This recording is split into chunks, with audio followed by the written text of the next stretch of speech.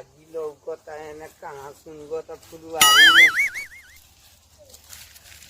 ये आगी तर बाहू मंगरू भाई बाण का हूँ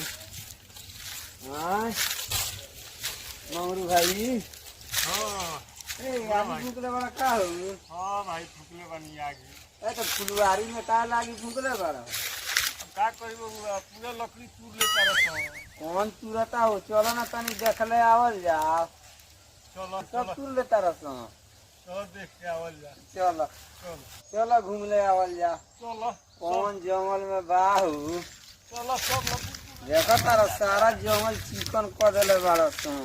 चलो ना तो हुआ हम सोचो तंगे चलो घुमाओ जा फुलवारी वाली चलो चलो जंगल में तो सब बुझाता कोनो आवता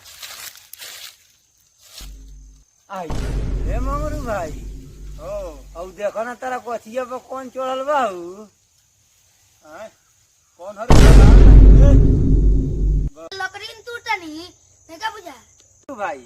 इ तोहरा कथिया पर चढ़ के तोहरा के गरिया बताऊ हैं साले मारम 5 रुपया की 1 लाख का है पढ़े लिखल नहीं का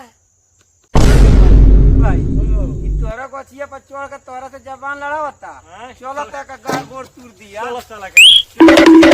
मज के छोड़ दो एक बार छोड़ दो एक बार छोड़ दो